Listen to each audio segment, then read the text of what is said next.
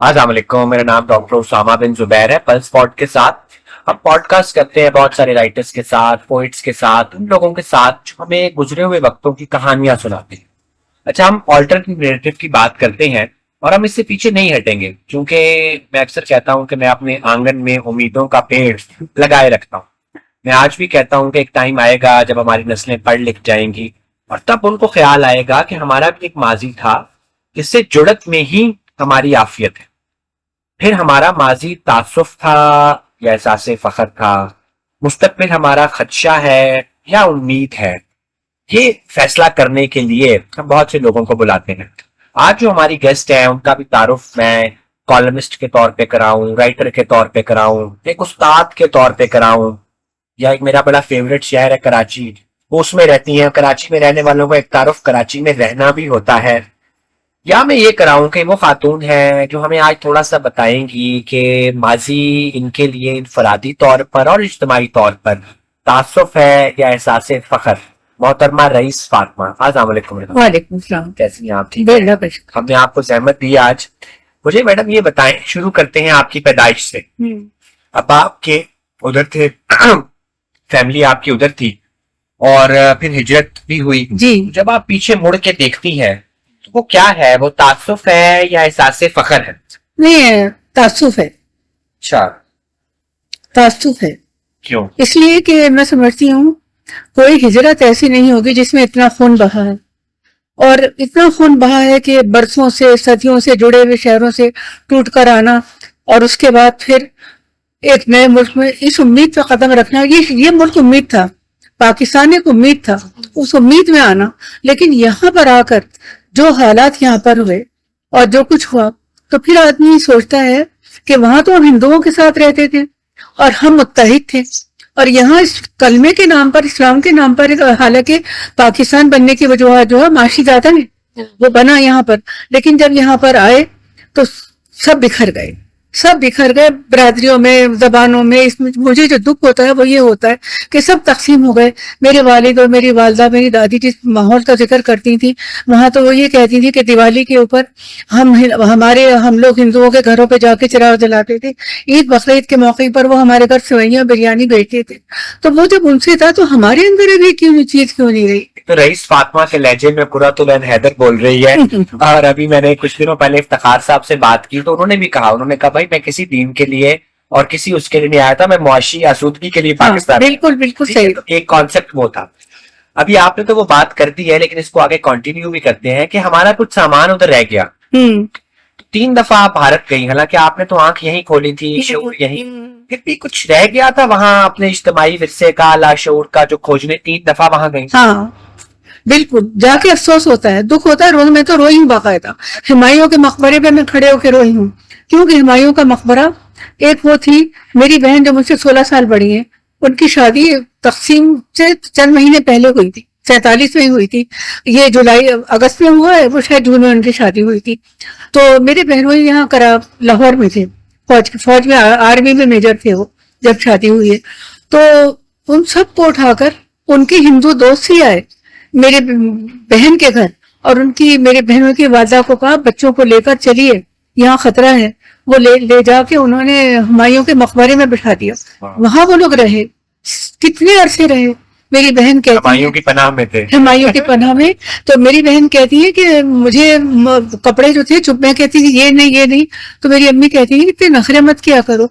लेकिन जब हुमायूं के मकबरे में कैद हुई तो उनको पैराशूट के कपड़े दिए गए, जिससे मेरी बहन का बदन लहूलुहान हो गया। वो इतने गर्म होते थे।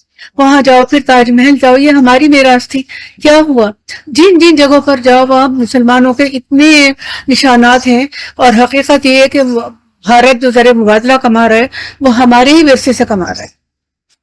अच्छा, ये खैर एक बहस है, हमारा विरसा, मेरा विरसा, तुम्हारा विरसा, ये हमारा आज मौजूद नहीं है। लेकिन मुझे ये बताए, आप महाजिर थी, 76 साल बाद भी, वैसे सियासी सवाल है लेकिन कर लेते हैं, हाँ। 76 साल बाद भी आप महाजिर हैं। हाँ, मुझे अच्छा लगा आपका सवाल। सियासी सवाल है। हाँ, नहीं, ये सवाल मुझसे, मैं एक दफा जब उसमें आई थी यहाँ पर वजीर आजम हाउस, इन्होंने बुलाया था, तो शाम को वो पीटीवी वाले मुझे ले गए थे स्टूडियो और कहने की जो बातें आपने अंदर कही वो यहाँ कहेंगी। मैंने कहा बिल्कुल कहूंगी। तो मुझे ये कहना है कि देखिए, हिजरत करके तो मशरक़ी पंजाब से भी लोग आए, मेरे रिश्तेदार, मेरी वालदा अम्बाले में भी थे, अम्बाले से भी आए हैं, अमृतसर से भी आए, सब जगह से आए, और दिल्ली, लखनऊ और यूपी से भी आए। तो क्या वजह है कि जो उर्दू बोलने वाले तो महाजिर ठहरे और जो पंजाबी बोलने वाले थे वो बेवतन कहलाए? ये मेरा सवाल है। महाजिर तो वो भी है, लेकिन क्योंकि उनकी जबान बोलने का सूबा यहाँ मौजूद था इसलिए वो अजनबी नहीं ठहरे, वो जम हो गए। उर्दू बोलने वालों का कोई सूबा नहीं था इसलिए वो आज भी महाजिर। और जो बच्चे यहाँ पैदा हो गए, एक नस्ल मर गई, एक बूढ़ी हो गई, एक जवान हो रही है, एक अभी पैदा हुई, उसके बावजूद फिर फर्जंद जमी या बिन्त जमी किसको कहते हैं? मैडम उसमें बड़े एक बहुत सारी बातें, अक्सर लोग तो वो पंजाबियों को और एक इदारे वालों को इस सारे मुल्क के जो हालात का वो भी ठहराते हैं। और मैं जब गया बांग्लादेश, जब मैं बांग्लादेश गया तो मैंने आके अपने वाले साहब को कहा, मैंने कहा मैं आज से फेडरल में शामिल हूँ, मैं पंजाबी होने से इस्तीफा देता हूँ। तो लेकिन ये बात, मामला इतने सीधे नहीं होते। इस बात में डॉक्टर मुबारक अली से जब मेरी बात हुई तो उन्होंने कहा कि आप लोगों ने ना आके कंपटीशन भी पैदा किया। हाँ, जो नौकरियां खाली सिंधियों भी, अगेन मुआशी मसला है, बिल्कुल नौकरियां खाली सिंधियों को मिलनी थी, वहां मिलनी थी, आप लोग उसमें शराकतदारी के लिए आ गए। हाँ, तो जहाँ कंपटीशन आया, हाँ, तो मसाइल फिर वहां से भी बिल्कुल जाए। नहीं, एक चीज और भी है, मैं आपकी बात पता कर रही हूँ कि एक चीज और भी है, माशी तो मुबारक ली उन्होंने बिल्कुल सही कही। इसके अलावा एक इदारे में फिर एक जबान पंजाबी बोलने वाले क्यों जा सकते हैं? अगर कोई इंटरव्यू देने जाता है तो पूछते हैं पीछे से कहाँ से हो। और मैंने भी ये भुगता है, जब सब मेरे वालिद सिविल सर्विसेज में थे लेकिन उन्होंने कभी कहा मैं अपनी औलाद को बेसाखिया नहीं दूंगा, सिफारिश की। मेरे भाई एयरक्राफ्ट इंजीनियर थे, सब अपने मेरिट पर। तो जब बहुत पुरानी बात है, जब मैंने नया नया मास्टर्स किया था तो नेशनल शिपिंग कॉर्पोरेशन बिल्डिंग है वहां पर, बहुत दूर है, समंदर के पास है, वहां इंटरव्यू था। वहां इंटरव्यू लेने वाले सारे पंजाब के लोग थे। उनमें से एक ने मुझसे पूछा पीछे से कहाँ से? मैंने कहा हमारे यहाँ गैर शाइस्ता जुमला है जो आप बोल रहे हैं, पहले आप अपना जुमला दुरुस्त कीजिए। क्योंकि मुझे अंदाजा तो हो गया था कि यहाँ जो है मेरा होना नहीं है, सिफारिश आ चुकी थी। तो मैंने जी भर के भड़ास निकाली, कहेंगे नहीं नहीं ये मतलब नहीं था। मैंने कहा आपने मेरी जॉब से इसका ताल्लुक क्या? इसी तरह मेरी एक जो कजन की बेटी थी, उसको पायलट बनने का शौक था, वो इंटरव्यू देने के लिए गई, लेकिन उसको कि पीछे से कहाँ से हो, तुम्हारा कोई फला है उस इदारे में, कोई चचा ताया बाप भाई का नहीं, कोई भी। कहेंगे बेटा फिर नहीं होगा। उन्होंने बर्मला कह दिया, वो इतने नेक इंसान थे, कहेंगे बेटा नहीं होगा, तुम उम्मीद मत रखना, तुम्हारा बहुत अच्छा इंटरव्यू है, तुम्हारा नहीं होगा। यहाँ पर भी इख्तलाफ आता है। मेहरू ऐसा से मेहरू में जन्म देता है, शिद्दत से जन्म देता है।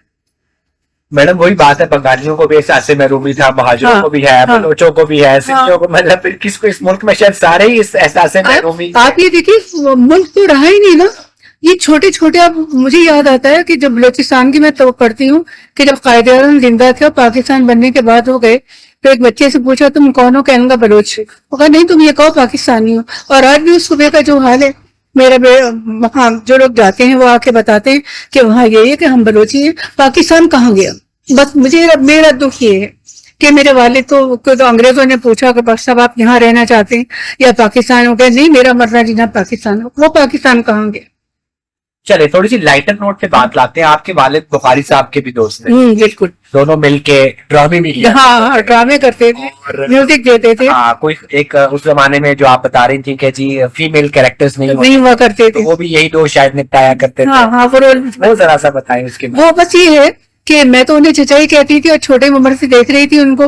तो मेरे वाले ये बताते थे कि मैं म्यूजिक देता था थिएटर में, और बुखारी जो थे वो खवातीन के एक्ट किया करते थे, क्योंकि वो थे भी दुबले आखिर उम्र तक दुबले पतले रहे, तो वो सारे एक्ट वही करते थे खवातीन के, और बहुत कामयाबी से करते थे। किसी को पता ही नहीं चलता था, लोगों को ये तो मालूम होता था कि कोई मर्द कर रहा है, लेकिन ये नहीं पता होता था बुखारी साहब कर रहे हैं। फिर यहाँ जब क्या कहते हैं, मैं कॉलेज में अपने यूनियन में भी थी, मैंने मैगजीन भी निकाले, बदम नफ्सियात का तज्जिया निकाला, उर्दू अदब का निकाला, कॉलेज का मैगजीन निकाला। तो वहाँ फंक्शन नहीं करवाती थी, जनरल सेक्रेटरी थी मैं उस जमाने में। तो हम बुखारी साहब के पास गए कि हमारा जो है मुशायरा है, आपको सदारत करनी है, आप आएंगे? तो कहेंगे बेटा तुम जाओ, मैं अपनी गाड़ी से आ जाऊंगी। हम गाड़ी भेजें आपको? नहीं मैं आ जाऊंगा। वक्त के ऊपर वो आ गए, मुशायरा शुरू हुआ। अब लड़कियों ने ऑटोग्राफ बुक देनी शुरू कर, हमारा ऑटोग्राफ लेके दो, हमारा मैंने कहा सब जमा कर ली, मैंने सब जमा कर लिया, जमा करके मैंने कहा मैं तुम्हें दिलवा दूंगी, सब दिलवा। ऑटोग्राफ बुक लेके मैं अपने रूम में गई जो यूनियन का, वहां उनको रख दिया।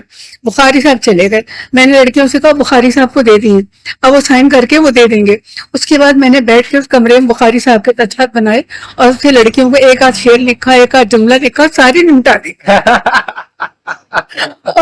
बुखारी साहब को कहा जाके, मैंने कहा इतनी सारी मैंने ये किया है। हाँ। कहेंगे तुमने बता दिया, अच्छा किया, कोई बात नहीं। तो ये आपने बुखारी साहब का जो है ना वो करके बहुत नफीस इंसान, बहुत बदलसंज इंसान, बहुत ज्यादा। और उनके अंदर वो नहीं था कि जैसे डायरेक्टर हैं रेडियो के, तो वो ये नहीं सोचते थे कि मुझसे नीचे के जो लोग हैं वो उन कमरों में आके बैठ जाते थे रेडियो पर, प्रोड्यूसरों के जो उनसे जूनियर थे, उनसे हंसी मजाक हो रहा है, बात हो रही है, बड़े इजी माहौल के अंदर उन्होंने काम किया। अच्छा मैडम, अभी देखें जिस तरह आप भी कॉलम लिखती हैं, मैं आपका कागजी इंटरव्यू भी ले सकता था, लेकिन हम एक पॉडकास्ट कर रहे हैं। जी जी मीडियम्स चेंज हो रहे हैं। जी जी। आपकी बात से मुझे याद आया कि आपके वालिद साहब के फ्रेंच लिटरेचर का तर्जुमा भी, और फ्रेंच बड़ी एलीट जुबान कही जाती थी, और फ्रेंच कल्चर भी। तो तर्जुमा क्या क्यों जरूरी है नई नस्ल को दुनिया के बारे में बताने के लिए? आजकल हम वीडियोस या ड्रामास क्यों ना देखें? हाँ, नहीं ये बात भी सही है, लेकिन ऐसा होता है कि अगर तर्जुमा, एक तो हमारे अदब में इजाफा होता है और हर आदमी ये सहूलतें इस्तेमाल नहीं करता। मुझे कभी मोबाइल के ऊपर पढ़ना अच्छा नहीं लगता, मुझे तो किताब लेके पढ़ना अच्छा लगता है। अखबार भी मैं वैसे पढ़ती हूँ। तो इस तरह बहुत सारे लोग हैं, नई नस्ल में भी ऐसे लोग हैं जो किताब को पढ़ते हैं, तो उसमें लिटरेचर में इजाफा होता है और हमें पता चलता है कि हम दूसरों, उन्होंने ये लिखा, मैरी कोरेली का वेंडेटा कितनी जबरदस्त चीज है। या आपके दूसरे इस वक्त मुझे रिटेक्शन की पामिला, उनके उर्दू में तर्जुमे हुए, लोगों ने ज्यादा पढ़े। तो तर्जुमा एक अच्छी चीज है, उससे हमारे अदब में इजाफा होता है, हमारे लिटरेचर में इजाफा होता है और लोग उसको पढ़ते हैं, शौक से पढ़ते हैं। रूह का सफर और रूह की वापसी। ये बताया ना, ये है राइटर हैवर्ड की है, she and return of she, ये अजरा। और फिर उसके बाद एक अरब मुसन्निफ ने इसका तर्जुमा किया, अजरा और अजरा की वापसी। उसके बाद कराची में मेरे वालिद बताते थे कि उस सुरैया इकबाल नाम का, तो मैं समझती थी कि ये खातून है। मेरे वालिद ने बताया नहीं, ये साहब हैं। उन्होंने भी जो तर्जुमा किया रूह का सफर और रूह की, इतना शानदार तर्जुमा है कि उसको पढ़ के आदमी असली किताब की फजा में चला जाता है। क्या बात है, बहुत ज्यादा। किस उम्र में आपने पढ़ी ये किताब? ये मैं स्कूल में थी जब मैंने पढ़ ली थी, ये मैट्रिक में थी जब मैंने पढ़ ली थी। उसके बाद फिर मैंने दोबारा भी इसको पढ़ा, बल्कि मैट्रिक में भी नहीं थी, 7th या 8th क्लास में थी, मेरे वालिद ने मुझे ला कर दी कि ये तुम पढ़ो, और मैं पढ़ चुका हूँ, तुम पढ़ो ये। तो उसका अजीब वो कॉम्पिटिशन, फिर जैसे मैंने आपको बताया कि हमारे यहाँ मेरी चीजें तो बहुत चोरी होती है, मेरे कॉलम चोरी हो जाते हैं, अपने नाम से लोग छपवा देते हैं, बहुत ड्रामे हुए हैं। मेरे हस्बैंड के मज़ामीन जो थे बहुत दिलचस्प लिखते हैं, उनके अपने नाम से लोगों ने डाल दिए। तो यहाँ ये इसकी रूह का सफर और रूह की वापसी, इस पे एक हफ्तेवार मैगजीन में एक साहब थे जो वो वहीं पर एडिटर भी थे, उन्होंने अपने नाम से उसको लिखकर शोलों का रफ्स, शोलों का रफ्स, क्योंकि वो अतरा जो उसकी हीरो वो है ताहयात, वो चाहती है, तो उसको एक बहुत खूबसूरत औरत होती है वो जो अतरा है, तो और वो चाहती है कि मैं सारी जिंदगी जो जवान रहूं। तो उसको कोई मिलता है जो कहता है कि फला तारीख को शोलों का रफ्स होगा, उस शोलों के नीचे तुम नहा लो, तुम हमेशा जवान रहोगे। तो वो जाके शोलों के रफ्स के अंदर नहा लेती है और वो जवान रहती है।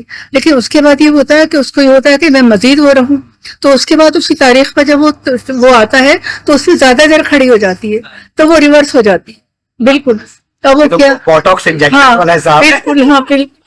तो वो हो जाता है, उन्होंने अपने नाम से शोलों का रफ्स के नाम से उसको किया। यानी कि अदीब, शायर और कॉलमिस्ट चोर भी होते हैं। हाँ, बहुत बहुत ज्यादा बहुत है, आपको अंदाजा ही नहीं होगा। कुछ चीजें जो सामने आ जाती है वो तो पता चल जाती है, लेकिन जो हमें पता ही नहीं सामने आती हैं, फिर लोग कैसे उसे कन्फ्रंट करते हैं? पता नहीं कैसे। मैंने तो उसके कंप्यूटर के ऊपर मैं तो बहुत उल्टी से सुना देती थी कि भाई ये हमारी चीजें आपने चोरी की है, लेकिन नॉलेज में आ गया।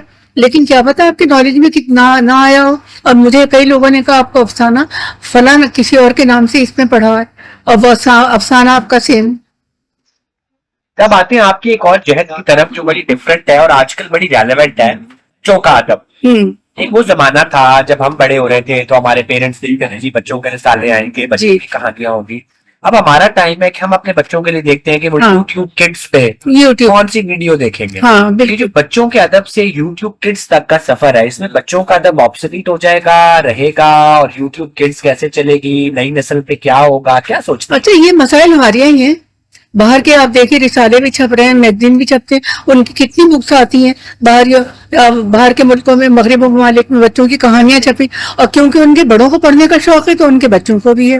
لیکن ہمارے یہاں یہ ہے کہ آپ دیکھیے بچوں کے وہ رسالے نہیں، ہمدرد و نخال سے نکل رہا ہے، باقی تعلیم و تربیت، کھلونا اور بہت سارے تھے، سب بے شمار سب بند ہو گئے. نظمیں ہوتی تھیں. ہاں نظمیں، صوفی تبسم صاحب نے کیا نظمیں لکھی ہیں، بلوں کا بستہ، کیسی اچھی نظمیں. ہاں، ٹوٹ بٹوٹ، ایک سڑک کا ٹوٹ بٹوٹ، کتنی اچھی. لیکن یہ ہے کہ اب بچوں کے ادب کی طرف نہیں، بالکل لوگ توجہ بھی نہیں کرتے. اور مجھے تو یہ ہے کہ ہمدرد نونہال جو نکل رہا ہے تو تھوڑا بہت نکل رہا ہے، اور ہمارے ادیب جو ہے نا بچوں کے ادب کی طرف توجہ نہیں دیتے. میں نے بھی بہت عرصہ بعد لکھنا چھوڑ دیا تھا، تو مجھے مسعود احمد برغاتی صاحب نے ایک دفعہ کہا، کہنے لگے تمہارا نام بن گیا تو بچوں کے لیے چھوڑ دیا. تو کیسا نام، کہاں کا نام، بس اب مجھے ٹائم نہیں ملتا. کہنے کے نہیں، تم بچوں کو لکھ کر دو کہانیاں. تو میں تو سالنامے کے لیے لکھتی تھی، ایک آدھ بیچ میں اور لکھ دیتی تھی. پھر وہ 9 کہانیاں ہو گئی تھی. ان 9 کہانیوں کو نیشنل بک فاؤنڈیشن نے چھاپا اور بہت بکی ہے وہ کتاب، اسی کا یہ ایڈیشن چھپے تو انہوں نے مجھے بتایا.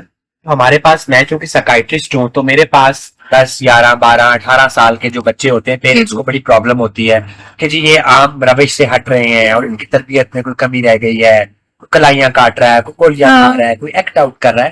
تو یہ بات ہمیں سمجھنی پڑے گی کہ ان بچوں کی تربیت میں کہانیوں کا، وہ کہانیاں جو انتظار صاحب کی نانی ماں ان کو سنایا، جو ہماری نانیاں دادیاں، ایک رول تھا. جب آپ اس چیز کو مائنس کر دیں گے اور صرف یوٹیوب کڈز آپ کے بچے کی تربیت کرے گی، تو پھر مسائل تو آئیں. بالکل ٹھیک ہے. اچھا میڈم، اب میں سب سے انٹرسٹنگ پارٹ کی طرف، میری ایک بڑی فیوریٹ رائٹر ہے جو آپ نے مجھے بتایا آپ کی، جی، اینی آپا. ہاں جی بالکل. تو اینی آپا کس چیز کی تلاش میں تھیں، اور کیا وہ ہمیں اتنے موٹے موٹے ناول، گردش رنگ چمن، آگ کا دریا، کیا کہنا چاہتی تھیں؟ میں نے تو ان کی سب چیزیں پڑھی ہیں. جو مجھے اندازہ ہوا وہ یہ کہ وہ کھوئے ہوئے ماضی کی جستجو تھی. کیوں تھی وہ اس میں ہی زندہ تھی. انہوں نے دیکھا، انہوں نے ایک جگہ لکھا ہے کہ آپ نے اس کو ختم کیا، جاگیردار کو ختم کیا، جاگیردار ختم ہو گیا، زمیندار پیدا ہو گیا، سرمایہ دار پیدا ہو گیا، تو آپ کی جگہ تو وہی کام جو جاگیردار کرتا تھا وہی سرمایہ دار کر رہا ہے. تو عام آدمی کو ریلیف کہاں ملا؟ وہ تو نہیں. اور وہ اس جو یہ سمجھ لیجیے وہ والا ماحول جس میں سب مل کے رہتے تھے، بھائی چارے کی ایک کیفیت تھی، وہ ختم ہو گئی. وہ اس کی تلاش میں تھی اور وہی ان کی آخر تک ان کی روح میں رہا. سرمایہ دار کی بات کی نا، میں ایک ڈاکٹر ہوں، موسٹلی اسپتال سرمایہ دار چلا. ہاں بالکل. یہ ایک کالمسٹ ہے، آپ کے کالم سے اس اخبار کو جو کچھ ملتا ہوگا پیسوں کے حوالے سے کتنا آپ تک پہنچتا ہے؟ بالکل سارا. تو ابھی بھی جیب تو سرمایہ دار کی، نام بدل گیا، نام بدل رہا تھا، لیکن اس ایک پورے اسٹرکچر کو ایک بغیر سوچے سمجھے ختم کر کے ہم نے جو اس کی پازیٹیو شاید اس کو بھی. مجھے ایک اور چیز ہے، کیونکہ گردش رنگ چمن کی بات ہم کر رہے تھے، اس کے آخری 200 صفحوں میں بڑا وہ ایک روحانی، وہ مجھے پسند نہیں آیا. آخری حصہ تو شامل ہونے نہیں چاہیے تھا. انہوں نے اپنے ناول کو جسے کہ نقصان پہنچایا. پھر کرائم اینڈ پنشمنٹ، میں نے آپ نے شاید پڑھا دوستوفسکی کا جرم و سزا. آخری صفحے میں دوستوفسکی صاحب نے بھی روحانیت ڈال دی کہ جی وہ بائبل سے رکھ کے سوتا. یہ بتائیں کہ آپ لوگ جو، میں ہر اپنے رائٹر اور ادیب سے یہ سوال پوچھتا ہوں کہ آپ اتنے پڑھے لکھے لوگ جو ہیں، اتنے مسائل کی نشاندہی کرتے ہیں، آخری حل آپ لوگوں کے پاس بھی پھر روحانیت ہی ہوتا ہے. بالکل صحیح کہہ رہے ہیں، آخری روحانیت ہی ہوتا ہے. آپ کو لگتا ہے کہ جو دنیاوی معاملات ہیں ان کو ہمارے پاس اتنے گنجلک ہو جاتے ہیں کہ پھر ہمیں ایک اندیکھے خدا کی اور ایک چیز میں اپنی اینزائٹی کو کرنے کی ضرورت رہتی ہے. میڈم اب آتے ہیں موسیقی پہ. میں جو آپ کے کالم سے شروع میں اٹریکٹ بھی ہوا نا، میوزک میرا ایک بڑا وہ ہے. تو آپ انڈیا سے نہیں آئی، وہاں بھی بہت لوگ مجھ سے اکثر پوچھتے ہیں آپ انڈیا کیوں جانا چاہتے ہیں؟ میں کہ جی میں بیگم اختر کی قبر پہ جانا چاہتا ہوں. ٹھیک ہے. تو مجھے یہ بتائیں کہ موسیقی کے حوالے سے آپ کا اپنا بھی، ہر انسان کا ایک اپنا جرنی ہوتا ہے، اس کو بھی بتائیں. اور کیا دیکھتی ہیں آپ جو آج کل میوزک ہو رہا ہے؟ دیکھیے جو میوزک جس سے ہم بڑے ہوئے یا جو ہمارے اطراف میں تھا اور انڈیا میں ابھی بھی موجود ہے، وہ تو وہ سب ختم ہو گیا. سیمی کلاسیکل تو میرے والد جانتے تھے, مجھے سیمی کلاسیکل سے دلچسپی ہے. اور اس کے اندر جو آپ یہ دیکھیے غزلیں جو میوزک جو آتا تھا, تو پی ٹی وی تھا اکیلا اور بلیک اینڈ وائٹ تھا, سر ساگر سر سنگیت کے نام سے, اور اتنے بہترین پروگرام لوگوں نے پیش کیے ہیں کہ دل چاہتا تھا بیٹھ کے دیکھتے رہو. آج آپ دیکھیے سب کمرشلائز ہو گیا, 24/7 چینل چل رہے ہیں, لیکن کسی کے اوپر کوئی میوزک کا پروگرام نہیں ہے. اور یہ موسیقی جو ہے نا, جسے ایسے ہی نہیں کہتی ہے روح کی غذا ہے. آپ دیکھیے موسیقی سن کر آدمی ڈپریشن میں ہوتا ہے تو نکل آتا ہے ڈپریشن سے. میں جب ڈپریشن میں تھی میں تو موسیقی سنتی, ابھی بھی میں سنتی ہوں, میوزک تھراپی. اور وہ آپ کے جذبات سے ہم آہنگ ہو جاتی ہیں بات چیزیں, آپ کہتی ہیں کہ نہیں یہ میری اندر کی آواز ہے جو میں سن رہی ہوں. اس میوزک سے کو چھوڑ کر جو اس طرف آئے ہیں, آپ سمجھ لیجئے بے ہنگم پاپ کی طرف. بے ہنگم وہ موسیقی نہیں ہے, وہ نقل ہے باہر کی, بس ان کی نقل ہے کہ وہ نقل ہے, تو وہ اسٹیج کے اوپر لیٹ بھی رہے ہیں, کود بھی رہے ہیں. موسیقی کہاں سے ہوگی بتائیے. آپ کا فیوریٹ سنگر کون ہے؟ میرے فیوریٹ سنگر میں کئی ایک ہیں. ایک تو مجھے رفیع صاحب بہت پسند تھے, بہت اچھے لگتے تھے. اور وہ منا ڈے کیا بات ہے اس وقت کی. لتا آشا تو ہیں, لیکن یہ کہ یہ مجھے لتا جی سے فون پہ بات کرنے کا شرف حاصل. ہاں اچھا برتھ ڈے تھی, ایک پروگرام میں آئی کال, اچھا 10 منٹ انہوں نے مجھے. اچھا لتا جی تو کمال. تو آپ نے غزل سیمی کلاسیکل کا کیا.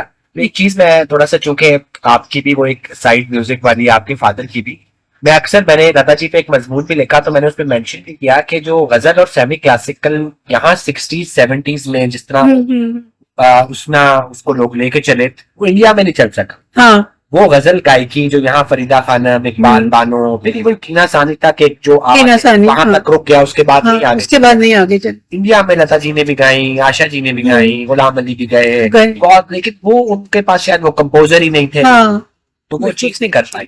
تو وہ جو ہمارا ایک اتنا بڑا اثاثہ ہے, وہ کیوں پروجیکٹ نہیں ہوتا؟ وہ ڈاکٹر وہ جو خورشید انور صاحب تھے موسیقار, انہوں نے کیا تھا, LP بنائے تھے انہوں نے مختلف موسیقیوں کے, کہ میں یہ اس کو جمع کر رہا ہوں ہماری موسیقی جو ہے, مگر وہ ریکارڈ کہاں گئے, کس کے پاس ہے, کچھ پتا نہیں. انہوں نے کیا تھا, لیکن ہمارے یہاں پریزرو کرنے کا کوئی کانسیپٹ نہیں ہے. بس یہ یوٹیوب پہ سن لیا, ریکارڈ لگا کے سن لیا, لیکن آگے اس کو نہیں. لیکن یہ تو روح موسیقی بھی جو ہے نا نسل در نسل سفر کرتی ہے, انر ہاں وہ ہے. تو اس میں کیا کہتے ہیں, خود بخود آپ کو محسوس ہو جائے گا کون سی چیز آپ کو کر رہی ہے, کون سے لوگ آپ کو کر رہے ہیں. لیکن ہمارے یہاں جو یہ چیز بدلی ہے, پاپ کی طرف چلے گا, موسیقی تو نہیں ہے, اسے موسیقی میں کہتی ہی نہیں. اس لیے کہ ایک جملہ نہیں گا سکتے. وہ سیمی کلاسیکل تو آپ چھوڑ دیجیے, تو بڑے غلام علی خان ان کے ساتھ, استاد برکت علی خان کے ساتھ ختم ہو گیا. لیکن یہ سیمی کلاسیکل نہیں گا سکتے, جو عام طور پہ وہاں انڈیا کی شریعہ گھوشال گا لیتے, وہ جو ان کی بالی ووڈ سنگرز بھی ٹرینڈ. اور وہ جو بچوں کے پروگرام آتے ہیں, آپ دیکھیں یہاں کبھی پاکستان میں کسی نے سوچا, ایک چینل نے کچھ کیا تھا کہ بچوں کے وہ کریں, لیکن وہ بھی انہوں نے زیادہ ایک دفعہ کر کے چھوڑ دے. وہاں پر سونی الگ کر رہا ہے, زی ٹی وی الگ کر رہا ہے, سب کر رہے ہیں, اسٹارٹ الگ کر رہے ہیں, اور کلر والے الگ کر رہے ہیں. سب میں بچوں کی میوزک کو لے رہے ہیں, وہی بچے آگے بڑھے گی سنگر بنیں گے. یہاں کانسیپٹ یہ ہے کہ فلم انڈسٹری تو ختم ہو گئی ہے, گانے ہوں گے کہاں سے, تو ہم کائے کے لیے سنگر, ہمارا کوئی مستقبل نہیں. لیکن ایسا نہیں ہے. ڈاکٹر سلمان اور وہ ان کے ساتھ عظمت کا جو گروپ تھا جنون, وہ پہلے پاپ کی طرف ہے, اس کے بعد انہوں نے دیکھا نہیں ہے ماحول پاپ کا نہیں ہے, وہ صوفیزم کی طرف آ گئے. کوک اسٹوڈیو میں انہوں نے اتنے اچھے پروگرام ریکارڈ کرا, وہ مقبول ہوئے. وہ جو اس نے سیونی گایا ہے, وہ بھی اس کے اندر کلاسیکل ٹچ ہے, کلاسیکل صوفی, اور وہ سارا انہوں نے ایک. تو یہ چیزیں جو ہے نا ہمارے یہاں, یہ جسے حملہ آور بھی ہے, حملہ ہوتا ہے نا جیسے خلائی مخلوق کا, اس طرح موسیقی پر پہ حملہ بکتا ہے. ٹاک شو, سیاسی شو. ہاں میں ایک ایکسپریس میں اور آپ آج یہاں کیوں بیٹھے ہیں, کیونکہ ایک چوکٹا جو کالمز کا ہوتا ہے, اس میں ایک طرف جاوید چودھری کی غریب گفتگو ہے, پتہ نہیں کس. تو میں نے دیکھا کہ یار یہ خاتون ہے جو بات کرتی ہے کچھ ماضی کی, کچھ موسیقی کی, کچھ شاعری کی, کچھ کتابوں کی, کچھ سافٹ ٹچ کی, جس کی ہماری سوسائٹی کو ضرورت ہے. ان ساروں میں ایک جو دماغ خاتون رکھتی ہے, وہ شاید یہ بڑی ججمنٹل میں لفظ بول رہا ہوں, تو میں آپ کی طرف, میں نے آپ کو ای میل کی کہ میڈم آپ کے ساتھ بیٹھنا ہے. لیکن مسئلہ یہی ہے نا کہ آپ لوگوں کو, چلے ایکسپریس والوں نے چوائس ہمیں دی کہ آپ کو ایک کونا دے دیا, ٹی وی پہ آپ لوگوں کو چوائس تو دینا. بالکل. لیکن اب میں آ رہا ہوں, کالمسٹ کا ایک اینگل سیاسی تو ہوتا ہے, آپ ایک اخبار میں لکھتی ہیں, سیاسی باتیں بھی کرتی ہیں. آپ نے ایک بڑی سویپنگ اسٹیٹمنٹ دی کہ کراچی کو بھی ایک شہباز شریف چاہیے. ہاں یہ میں نے ان کے سامنے کہا تھا, جب انہوں نے ہمیں ناشتے پر بلایا تو میں نے ان کے سامنے کہا تھا. میں ان کے کام سے بہت امپریس ہوئی. انہوں نے کام پنجاب میں جو کام کمال دیے آپ کو, وہ دیے الطاف حسین دیے, آپ انہوں نے شہر تباہ کیا, انہوں نے شہر تباہ کیا. مصطفیٰ کمال نے بھی کچھ بھی نہیں ہے, سب سیاسی لوگ ہیں اور کسی نے کچھ نہیں کیا. وہ پل وغیرہ بنائے انہوں نے, انڈر پاس بنائے, پل بنائے, لیکن اس کے بعد راستے اتنے پیچیدہ کر پاس تو کسی ترقی کی علامت, ترقی کی علامت تھوڑی ہے. اور آپ پتہ ہے اس کی وجہ سے کراچی کا ٹریفک اتنا خراب ہو گیا ہے. پہلے یہ کہتے تھے لوگ کراچی میں ہر ایک ڈرائیو کر سکتا, اب نہیں کر سکتا. لوگ رانگ سائڈ سے نکل آتے ہیں, رکشے والے نکل آتے ہیں. وہ تو ایک ایکسپٹڈ بات ہے. ہاں وہ لوگ چڑھتے ہی نہیں, اتنا ہی گھوم کریں گے, پیٹرول اتنا مہنگا ہو گیا, ہم گھوم کر یہیں سے نکل جائیں, اسی میں حادثے ہوتے ہیں. یہ شہباز شریف چاہیے کراچی. ہاں مجھے یہ, میں نے ان سے کہا تھا کہ آپ کراچی کی طرف توجہ نہیں کرتے, تو انہوں نے کہا کہ میڈم بات یہ وہاں ہماری حکومت نہیں ہے. لیکن میں ان کے جواب سے مطمئن نہیں ہوئی. میں نے انہیں کہا تھا کہ وفاقی حکومت کا کنٹرول ہونا چاہیے, آپ چیک اینڈ بیلنس رکھیں. آخر یہ بات ان کے وزیر اعظم بننے کے بعد کی, یہ جب پہلے وزیر اعلیٰ تھے پنجاب کے, تو وہ وزیر اعظم ہے. ہاں تو وزیر اعظم ہے اب تو ان کے کنٹرول میں. انہیں تو کراچی کی طرف توجہ کرنی چاہیے, پوچھیں ان لوگوں سے جن کے پاس صوبائی حکومت ہے کہ آپ کو اتنا فنڈ مل رہا ہے, کراچی پہ کیوں نہیں لگ رہا, کراچی کا کچرا کیوں نہیں اٹھ رہا, یہ بتائیے. لیکن یہ کہ اتنا تو حق رکھتا ہے گورنر, ان کا ہی اندر وہ ہوتا ہے نمائندہ, وفاق کا نمائندہ ہوتا ہے گورنر, تو کچھ تو کریں. لیکن تو میں تو ان کے کام سے امپریس, سیدھی سی بات ہے. ہاں مجھے اچھا لگا ان کا. آپ کی پی ٹی آئی فینس ہیں نا, وہ ہماری پوڈ کاسٹ سے بھاگ جائیں گے آپ کے اسٹیٹمنٹ کی وجہ سے. اچھا آپ کی ظاہر ہے کالمسٹ ہے, سیاسی بصیرت تو ہوگی. ہاں آپ کے خیال میں ان میں سے جو کسی پارٹی کے پاس پاکستان کے مسائل کا حل ہے؟ کسی کے پاس نہیں. اور آپ کو بتاؤں, میں کیونکہ سچ لکھتی تھی, میرے پاس تھریڈ بہت آتی ہے, بہت میرے پاس ایسے فون آتے تھے بہت زیادہ. اور عام لوگوں کو تو آپ چھوڑی, ایک مذہبی جماعت میرے بہت ہی پیچھے پڑ گئی تھی. جب میں نے عمران خان کے لیے لکھا تھا, جب وہ یہاں پنجاب یونیورسٹی آئے تھے اور ان کے ساتھ بہت برا سلوک کیا تھا ایک سیاسی, یعنی ذیلی سیاسی جماعت نے کیا تھا, تو میں نے بھی کچھ بھگتا اس کی وجہ سے. تو میں نے ایک کالم لکھا اور میں نے کہا کہ جن لوگوں نے عمران خان پر یہ تشدد کیا ہے, میں بھی اس کی ڈسی نہیں ہوں. ورنہ میں گریڈ 19 کے بجائے اس وقت میں 18 میں تھی, میں 19 میں ہوتی. میرا راستہ ان لوگوں نے روکا. بس اس کے بعد جو میں تھریڈ آنی شروع ہوئی ہے, پھر ان کے جو بڑے تھے ان کو میں نے فون کیا, میں نے کہا مجھے فون کرتے ہیں کہ کالم پسند آیا, یہ آپ کیا کر رہے ہیں, آپ کے یہ ہو رہا ہے, یہ ہوتا ہے. اور پھر یہ آپ یہ دیکھیے کہ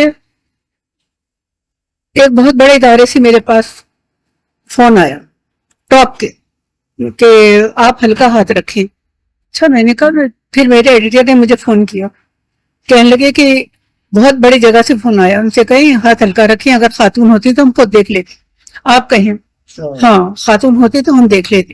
تو انہوں نے کہا کہ آپ ہاتھ ہلکا رکھیں. میں نے کہا میں ہاتھ تو ہلکا نہیں رکھ سکتی, میں ٹاپی کی بدل دیتی, آپ مجھے اجازت دے دیں. کہیں گے آپ پر تو کبھی پابندی لگائی نہیں, آپ جو چاہیں لکھیں. میں نے اس دن سیاست کو رکھ دیا ایک طرف. کیوں؟ صحافی بہت کرپٹ ہے, صحافی حد سے زیادہ کرپٹ ہے.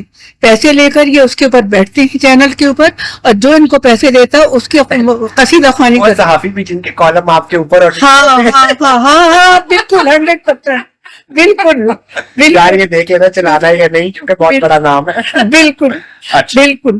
تو وہ یہ آرگینک فوڈ بھی برانڈ چلا رہے ہیں, ٹورزم کمپنی بھی چل رہی ہے, سب کچھ چل رہی ہے. اور پھر وہ پتہ چل رہا ہے کہ فلاں نے کہا اس پہ, لے کے انہوں نے لکھ دیا کہ لوگوں کا مائنڈ بنے گا. لیکن لوگ اب سمجھ گئے, مختلف لوگوں پر انہوں نے مائنڈ بنانے کے لیے, کبھی وہ جو تھے نا آپ کے جسٹس افتخار, ان کے لیے ہم تو پڑھتے ہی سمجھ گئے کہ ان کو دودھ کا تھیلا ثابت کیوں کیا جا رہا ہے, اور بھی لوگوں کے لیے. اچھا یہ ایجنڈے دیتے ہیں, باہر والے دیتے ہیں کہ یہ باہروں بار نہیں, باہر وہ دیتے ہیں, اور دونوں جگہ سے پیسے ملتے ہیں, وہ لوگ دیتے ہیں.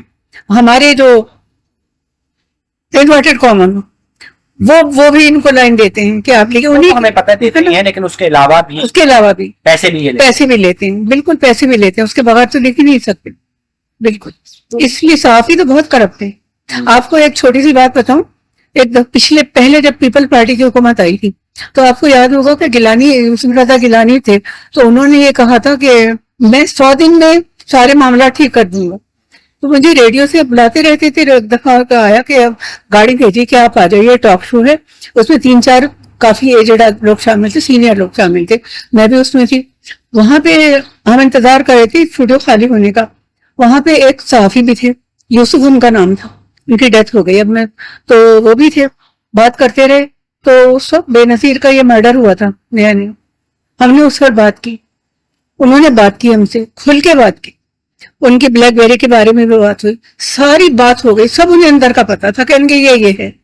और उसके बाद जब हम अंदर गए और वो माइक ऑन हुआ, बात करने लगे कि उन्होंने कहा कि 100 दिन आप बात कीजिए हुकूमत के 100 दिन के ऊपर।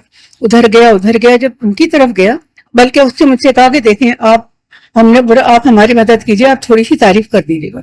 मैंने कहा मैं अपने अंदाज में करूंगी, आपके अंदाज में नहीं। तो जब उनकी तरफ माइक गया तो उन्होंने जो तारीफें शुरू की हुकूमत की, मैं यूं देख रही हूँ उन्हें, ये क्या हुआ, वो दे चुके। उसके बाद मेरी तरफ माइक आया, मैंने अपना बोला। जब हम जाके चाय के लिए बैठे तो मैंने कहा यूसुफ भाई ये क्या था, कहेंगे ये मेरी रोजी।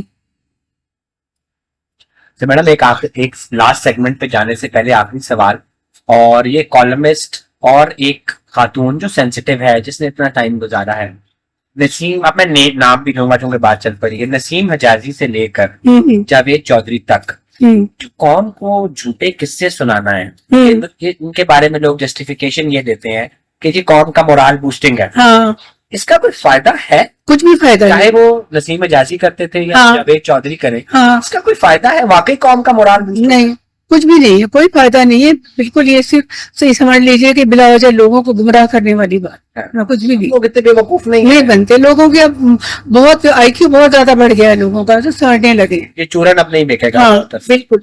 सर मैडम आते हैं लास्ट सेगमेंट पे, मैं एक साइकियाट्रिस्ट हूँ मेंटल हेल्थ पे, जी, और आपने, you are very brave lady, आपने मुझसे कहा कि इस पे हम ऑन कैमरा बात कर सकते हैं। बिल्कुल कर सकते। तो पहले मुझे बताएं कि आप एक कॉलमिस्ट हैं, एक राइटर हैं, एक सक्सेसफुल खातून है, टीचर नहीं है, एक माँ है, आपका बेटा है, ये क्या बेटियों की माँ है, ठीक है, बेटा है आपका, हस्बैंड आपके वेल ऑफ थे, सारी प्रोफाइल के बावजूद you had mental health issues, जिनके लिए आपको डॉक्टर की और साइकियाट्रिस्ट, बिल्कुल, इसके बारे में भाई ये हुआ ये कि एक तो मैं ओवर सेंसिटिव हूँ, मेरा स्टार भी शायद ऐसा, कैंसर है मेरा स्टार, तो वो लोग होती है ओवर सेंसिटिव है। तो जब मेरे और मेरे हस्बैंड की एक जहनी हमांगी का ये आलम था कि मैं बात करना चाहती थी, आधी वो पूरी कर रही ये बात, और वो करना चाहते तो मैं समझ लेती थी। एक ऐसी जहनी हमांगी जिसको अल्फाज में बयान नहीं किए, दोनों के शौक अक्सर थे, बिल्कुल। तो साथ हमारा जो था वो ऐसा था, यानी दोस्तों वाला था। उसके बाद से एकदम 2 दिन बीमार रह के एकदम उनका चले जाना, जो मैं डिप्रेशन में आई हूँ, तो मैं इस हद तक डिप्रेशन में आ गई कि मैं खुदकुशी की तरफ जा रही, मैं खुदकुशी करूँ। मैं खाना खाती थी जबरदस्ती करके कि भाई क्या करूँ, जिंदा एक कप सुबह चाय का तो बना लेती थी, उसके बाद सारा दिन गुजर जाता तो मैं बिस्किट निकालती थी, चलो मैं बिस्किट खा लूं, ऐसा ना हो मुझे तबीयत खराब हो जाए। कपड़े बदलने से दिलचस्पी नहीं, शॉपिंग से तो किसी चीज से नहीं रही। डिप्रेशन के अलामात का पूरा एक सेट होता है। फिर मुझे जब मेरा ये हाल हुआ कि मैं चाहती थी कि मैं खुदकुशी करना पड़, तब मैंने कहा नहीं, मैं खुद इसकी स्टूडेंट रह चुकी हूँ साइकोलॉजी, ये मेरे अंदर ये चीज हो रही है, मुझे डॉक्टर की जरूरत है। तो मैं कराची में बकाई हॉस्पिटल है, उसके पीछे एक डॉक्टर है और एक और डॉक्टर थे गुलशन इकबाल भी, मैं उनके पास गई, पहले सर्च किया, लोगों से मालूमात की, लोगों ने बताया कि वहां जाए, और उनके पास गई। उन्होंने मुझे कहा जो जी चाहे बोलती रहे। मैंने सारा अपना कैथारसिस कर लिया उनके, ये है। और मैंने कहा डॉक्टर साहब मैं ये भी समझ रही हूँ कि डिप्रेशन जो है मुझे तन्हाई की वजह से, क्योंकि मेरे हस्बैंड आम हस्बैंड नहीं थे, हम दोस्त भी थे, एकदम से खराब बेटा मेरा इस्लामाबाद में, तो बिल्कुल अकेली हो गई। तो उन्होंने फिर मुझे टैबलेट दी और कहा ये आपको खानी है, और ये आपने अच्छा किया, आपने खुद अपना मर्ज पकड़ लिया कि आप खुदकुशी की तरफ जा रही थी। तो हमारे यहाँ मसला ये है कि मैंने पकड़ लिया, लेकिन मैंने बहुत करीब से वो केस देखे हैं कि कोई शिज़ोफ्रेनिया का शिकार हो गया, अजीब और गरीब उल्टी सीधी हरकतें कर रहा है, घर से बाहर चला गया, खरे में खाक डाल रहा है, उसको पता ही नहीं, लोग समझ रहे हैं कि इसके ऊपर जिन्नात आ गए, क्या आ गए, पर्सनैलिटी डिसऑर्डर का शिकार हो गया। वो कह रहा है मेरे कान में आवाज आ रही है कि फला शायद जो है जादूगर है, फला ने मुझ पर जादू किया है। अरे जो लोग समझ रहे हैं कि ये तो वाकई इसका ये है, तो जाली आमिलों को बुला लिया, हजारों रुपए लेके वो आग जला रहे हैं, धोनी दे रहे हैं, वो ये कर रहे हैं, कुछ भी नहीं, मेंटल हेल्थ है। तो हमारे यहाँ लोगों को ये अजीब और गरीब बात है कि अगर आप माहिर नफ्सियात के पास जाने को कहेंगे तो समझते क्या हम पागल हैं, یہ کیا چیز ہے؟ جس طرح سے بھی جسمانی بھائی آپ کو نزلہ ہوتا ہے، آپ جاتے ہیں، آپ کو بخار آتا ہے، آپ جاتے ہیں، آپ کی مینٹل ہے، ذہنی بیماری کوئی ہے، آپ کو فوری طور پر ڈاکٹر سے رجوع کرنا چاہیے، ورنہ یہ بڑے خطرناک نتائج دیتی ہے، پھر وہ علاج نہیں ہو پاتا۔ تو میں تو کہوں گی، میں اس سے دو چار ہو چکی ہوں، میں تو لوگوں سے بھی یہ کہوں گی کہ ذہنی بیماری کو نظر انداز نہیں کرنا چاہیے۔ اور آپ نے ریکور ہونے کے بعد اپنی فنکشنالٹی اسی طرح کا اب آپ دوبارہ ہاں دوبارہ اور معاشرے کی ایک فعال رکن۔ ہاں بالکل۔ Thank you so much madam, ہم نے آپ کا بہت ٹائم لیا، آپ نے ہم سے بڑی سچی اور اچھی باتیں کی، اور ہم آپ کو دوبارہ بھی زحمت دیں گے، اور آپ کے زبردست سے شہر میں آ کے بالکل میرے گھر آئیے۔ شہر میں اب آپ مہاجر نہیں ہیں، اور شہر کے آپ وارث ہیں۔ جی تھینک یو۔ ویورز، ہم نے یہ دیکھا کہ دو باتوں پہ اختتام کروں گا کہ ایک بہت سکسیسفل خاتون کو یہ مینٹل ہیلتھ پرابلمز ہو سکتی ہیں، اور وہ اس سے باہر آ کے دوبارہ اتنی ہی سکسیس اچیو کر سکتی ہیں۔ اور نمبر 2 کہ جب آپ کچھ پڑھنے بھی لگیں تو رائٹ نمبر اور رانگ نمبر میں فرق ضرور کریں، کہ جو شخص چاہے اخبار کے کالم کی صورت میں یا ناول کی صورت میں آپ کو ماضی کے جھوٹے سچے قصے سناتا ہے، وہ بھی آپ کو ذہنی بیماری کے قریب لے کے جاتا ہے۔ اپنے آپ کو لیٹرل گروتھ میں لے کے جائیں، اور ساری چیزوں کو انکلوڈ کریں، اچھی باتیں سوچیں، اچھی باتیں کریں، اور اپنے آنگن میں امیدوں کا پیڑ لگائے رکھیں۔ Thank you G.